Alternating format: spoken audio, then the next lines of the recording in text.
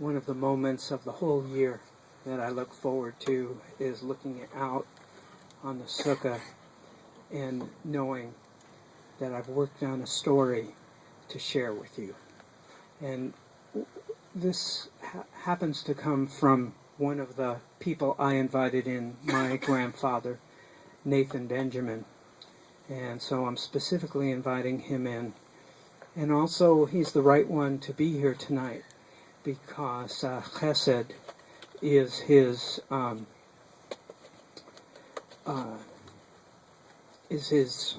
strength. And actually on his gravestone, it actually says, "Loved by all who knew him." So, welcome, Nathan Benjamin.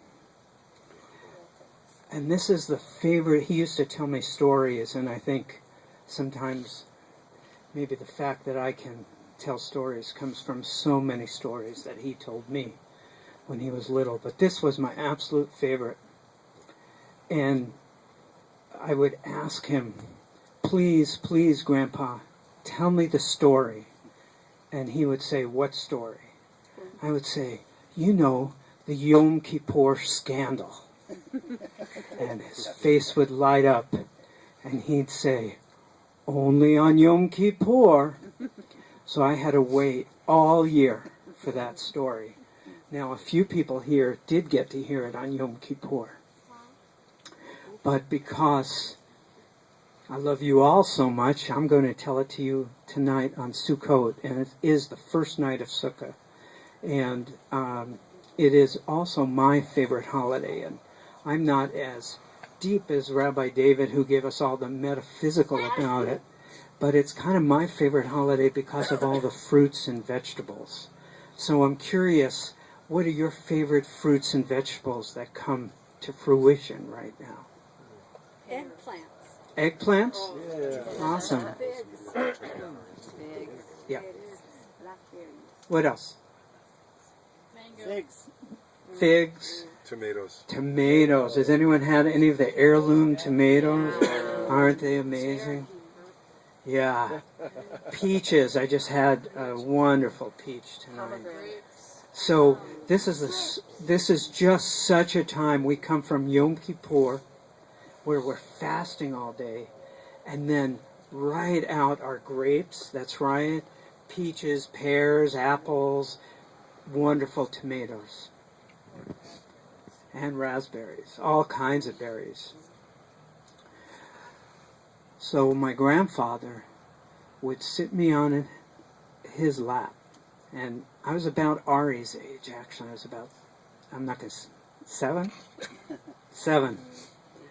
And I would sit on his lap, and he said to me, "Alan, this happened to me when I was exactly your age." And it was back in the old country in Latvia. And it was a small village, and everyone knew each other, and no one had very much money. So there was no theft at all. And yet, one Yom Kippur, 1,800 rubles were missing. And believe me, in those days, that was a lot of rubles.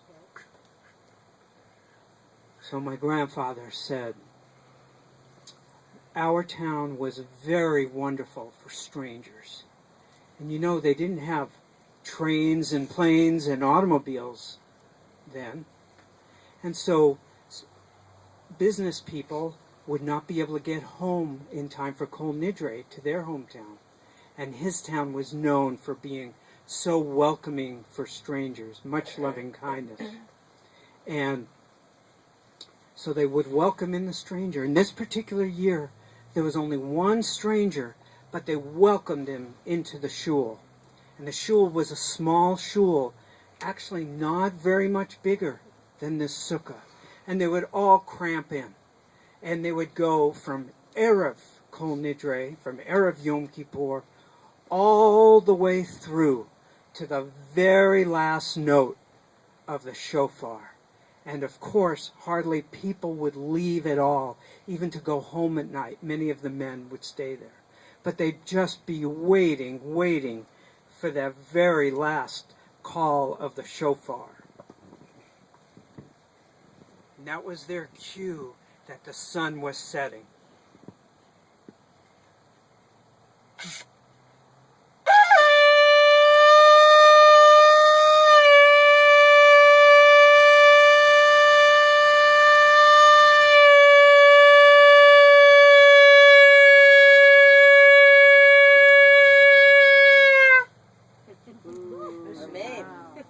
But there wasn't silence.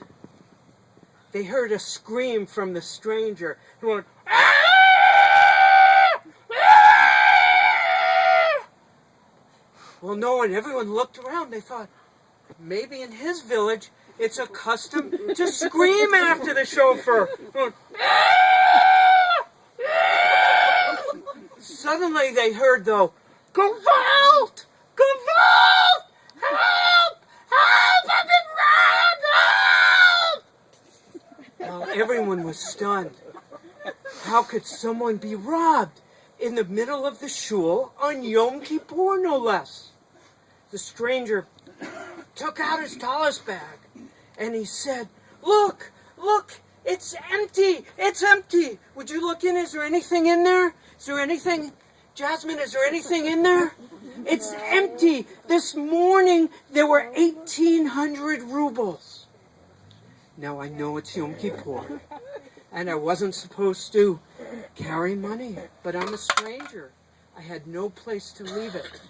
So I thought the best thing to do would be to leave it in my tallis bag. And all day I spent davening, and I didn't open my tallis bag till right now, and that money is missing. Well, as you can imagine, everyone was shocked. How could something like that happen in their small village? Even though everyone was hungry and wanting to eat, no one left. Suddenly all eyes looked at the rabbi, the wise man who knew exactly what to do in every situation. The rabbi said, No one leaves the shul. No one leaves the shul until they have emptied their pockets, taken off their talit, opened their shirt, and we make sure no one has taken that 1,800 rubles. And the rabbi, being the man of integrity and leadership that he is, he was the first to go. And all around, everyone emptied their pockets, looked, but it was Yom Kippur. No one had anything in their pockets. All had emptied their pockets, except for Aleichem Yosel. Now, Aleichem Yosel, he was standing in the corner, and he had turned beet red. And they said, Aleichem Yosel, you need to empty your pockets right now. He said, No, please, I don't want to empty my pockets. Aleichem, we have all done it. Our rabbi has done it. Empty your pockets right now. He said, No, please, anything but that. I'm a man of Torah. I know all the mitzvot and the Talmud. There's no way I would steal from a man ever, and especially on Yom Kippur. Finally, the rabbi said, Aleichem, empty your pockets or return the 1,800 rubles. Well, Aleichem got down on the ground, and he started to turn even redder. And so finally, he said, okay, if I have to. And he took out his pockets. They weren't empty. But neither was the 1,800 rubles was in there. It was some gnawed chicken bones and some apple core, just warm from having been chewed. Aleichem Yosel, he had scandalized the whole congregation by eating on Yom Kippur. Well, suddenly the whole congregation broke out in laughter. That is, all except Laser Yosel, who went running out crying. And then my grandfather ended the story. And I would say to him, well, what about the $1,800? 1,800 rubles. And he would say, gone, gone, never found. And then he would always raise his finger and said, you know, Alan, in life, sometimes things happen that you never know what really happened. Wow.